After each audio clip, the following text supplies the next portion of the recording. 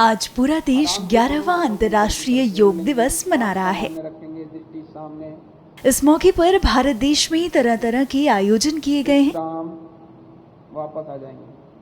इसी कड़ी में उत्तर प्रदेश के गोरखपुर में भी भव्य योग दिवस समारोह का आयोजन किया गया है, पंजे समानांतर होने चाहिए, समस्थिति में, जिसमें मुख्यमंत्री योगी आदित्यनाथ ने शामिल होकर न केवल योग कर स्वस्थ रहने का संदेश दिया, बल्कि संस्कृति का भी ज्ञान दिया। दरअसल कार्यक्रम में सीएम योगी का परिधान लोगों का ध्यान खींच रहा है। मुख्यमंत्री ने पारंपरिक परिधान धोती धारण की थी। धोती पहने हुए ही उन्होंने योग किया। गौरतलब है कि योग भारत देश की संस्कृति का हिस्सा रहा है। ऐसे में योग दिवस पर धोती पहनकर योग करना देश के युवाओं को प्रेरित कर रहा है। श्वास सामान्य रखेंगे, वापस आ जाएंगे धीरे धीरे और विश्राम।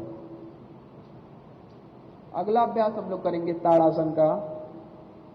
दोनों हथेली पुनः सामने लाएंगे, हथेली पलट देंगे बाहर की तरफ। श्वास भरते हुए धीरे धीरे अपनी भुजा को कान के बराबर तक ले जाएंगे और जितना हथेली को ऊपर की तरफ खींच सकते हैं खींचेंगे और अंतिम में अपने एड़ी को उठा लेंगे। जिसको चक्कर आने की समस्या हो अपना एड़ी नहीं उठाएगा और पैर की उंगलियों पे बैलेंस बनाने की कोशिश कीजिए, संतुलन बनाने की कोशिश कीजिए। धीरे से एड़ी को नीचे रखिए, हथेली को अपने सर के ऊपर, पुनः श्वास भरते हुए एक बार और दोहराएंगे।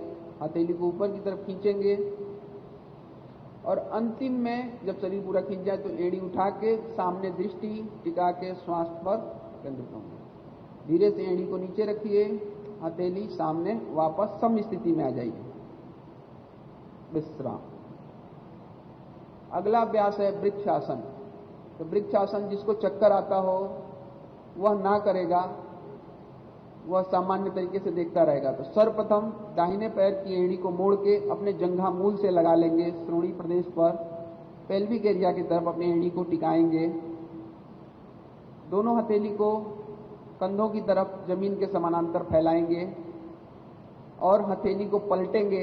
यहीं से हथेली पलट लेंगे। श्वास भरते हुए दोनों हथेली से नमस्कार मुद्रा में खड़े रहेंगे। श्वास समान, दृष्टि सामने।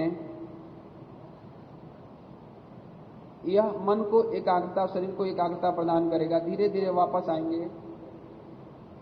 पुनः दोनों हथेली को सामान्य रखेंगे। शरीर को एक बार चेक कर लीजिए, पैर के पंजे समानांतर होने चाहिए, सम स्थिति में है कि नहीं, कंधे ढीले हैं कि नहीं। अगला अभ्यास हम लोग हस्तपादासन का करेंगे। तो दोनों हथेली सामने की तरफ से धीरे धीरे उठाएंगे ऊपर की तरफ। श्वास, जिसको भी कमर की दिक्कत हो धीरे धीरे हाथ उठाते जाइए। जिसको भी कमर की दिक्कत हो वो आगे की तरफ नहीं झुकेगा, सामने देखता रहेगा। श्वास छोड़ते हुए कमर से पहले 45 अंश के कोण पे आइए, फिर 90 अंश पे और धीरे धीरे दोनों हथेली को अपने पैर के पंजों की तरफ ले जाइए।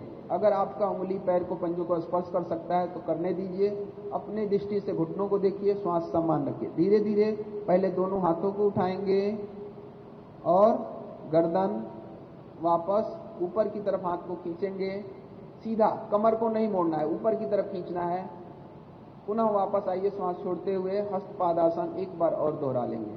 कमर से मोड़िए, श्वास छोड़ते हुए उंगलियों को अपने पैर के पंजे की तरफ ले जाइए।